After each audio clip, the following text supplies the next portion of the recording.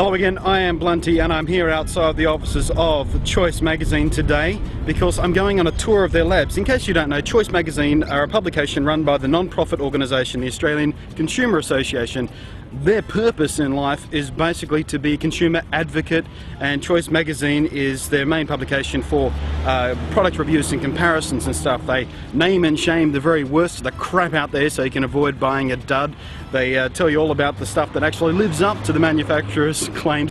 They not only do they review and compare products and check it all out and stuff, but they stand up for consumer rights. They're in there campaigning and being advocates for consumer law and all that sort of stuff. So these guys are one of the most respected organisations in Australia when it comes to consumer goods and things. And once a year they also do something called the Shonky Awards, which I will be attending. And basically what they do there is they just name and shame the absolute worst of the consumer garbage out there, but they do it in sort of light-hearted, fun, exciting, funny manner, and they usually get comedians to present and all that sort of stuff. So I'm looking forward to heading along to that. But for now, for today, I'm going to head in there and find out exactly how they test the products, exactly how they compare them and what they do and who they are and why they do what they do to protect us, the consumer.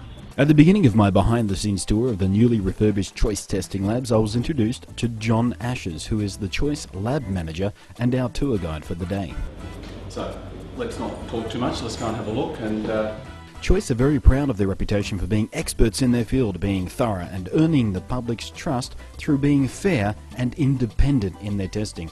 Every single product they test are all independently purchased through normal retail stores. They don't receive pre-tested review samples from manufacturers. They get the exact same consumer experience as the rest of us do. We're a subscriber-based organisation. It's our money and your money that is being used to purchase those goods. I'm being filmed. You are. Yeah. Hello. First stop on the tour was the Kitchen Labs, where we're introduced to Fiona, where she puts everything from toasters to barbecues up against its competitors in the marketplace to see just how it stacks up. We'll give it challenges. We take different food types that are representative, that will really give the appliance a chance to test out its capabilities. You want obviously slow mixing, fast mixing and all those kind of things. So we'll pick the various food groups. When we do microwaves, we'll do a whole range of food. I was also introduced to a nifty little gadget called the Hedgehog, which is a carefully calibrated array of temperature sensors designed to test how efficiently and thoroughly a microwave defrosts and reheat food, so we don't get stuck with that awful problem of volcanically hot crust and ice-cold filling in our delicious Aussie meat pies. And that tells us how even the heat has been in there. And that's a measure of how effective the microwave heats and reheats things. So we'll put all those kind of appliances through the test here. But if you can get in a kitchen, Fiona will test it. What happens to all the food that's cooked here? I imagine the staff eat very well. You notice our waistlines are not all that slim. Next up was the Computer Testing Lab, something that was a little bit more up my geeky alley, so to speak. This lab pretty well exclusively tests for computer choice. Now they put out 6 issues a year, so Ryan has to do in every 2-month period at least 2 product tests. And I think you've just finished monitors? Yeah, I've just finished monitors.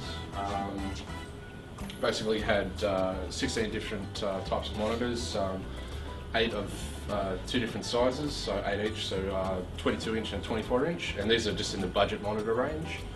So we were just looking to see how accurate they were for colour accuracy, contrast, brightness, and a whole range of different things as well. And it's not just the everyday use and durability of a product that gets tested here. Choice also tests things like how power efficient our electronics are, and are actively involved in not only testing but setting industry standards for power efficiency ratings across Australia.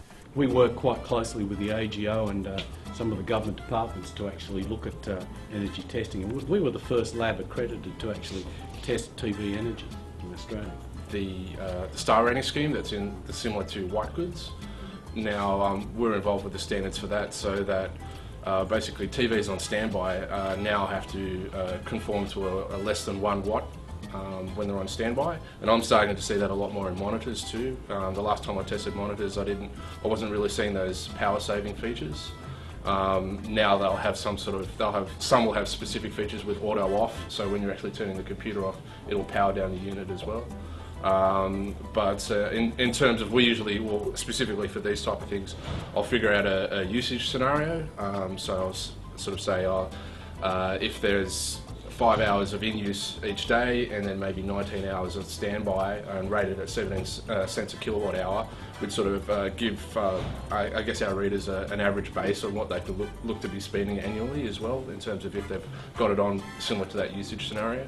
Choice even have a lab specifically dedicated to calibrating their testing equipment to ensure that every fact and figure and number that they churn out is absolutely accurate. At this point, I think the eyes of my fellow tour members, who were mostly food bloggers, kind of glazed over. Haha, food pun. But surrounded by this much carefully calibrated and highly sensitive lab equipment, the geek in me just wanted to start playing with switches and dials. Then came the labs where they test fridges and eskies and all that sort of cooling stuff. I'll avoid making a pun about how cool this all was, because frankly my own eyes kinda glazed over at this point. Sure, these things are important for keeping our food fresh and keeping ourselves out of the toilet-embracing misery of food poisoning caused by consuming improperly stored perishables, but frankly, testing fridges for consistently cold temperatures isn't something that turns my crank. Now, if they routinely set them on fire or something, that'd be a different story. Luckily for fridge testers Ben and Jeff, the food bloggers we had in tow were actually fascinated by it all. Same can be said for the dishwasher and laundry test facility. It's all quite fascinating how they tightly control the tests with standard beakers and glasses, dirtying them all very methodically and consistently. They even carefully control the temperature of the hot and cold water which flows through the entire facility. And with the laundry stuff, they actually import scientifically consistently dirtied fabric samples and test wear and tear with bits of carefully measured fraying material. But in the end, it's all about washing dishes and doing laundry, which, as a stereotypical guy, I'm not that enthralled with. Antonio was next, who's in charge of an eclectic range of products, everything from children's electronics to digital set-top boxes, and apparently Antonio is quite tough on equipment that comes with hard-to-use, clumsy remote controls. When Antonio can't find it, it doesn't score very well, I can assure you. Antonio's area of expertise even extends so far as to testing dummies and pacifiers. It's a gauge to tell whether a dummy is too small to fit inside a mouth. If it fits inside a child's mouth, it can cause a lot of, it can choke a child if it doesn't have breathing holes in it, or it can be very disruptive and very upsetting for the carer and the child in getting the dummy out. Next came Scott, who has the job at Choice that I personally envy the most. This guy spends his days watching TV and movies because it's his job to put TVs and home theatre equipment through the ringer. And of course, Scott keeps a healthy collection of entertainment, I mean highly sophisticated test media, handy to make sure he can do his job as thoroughly as possible. Look in the cupboard.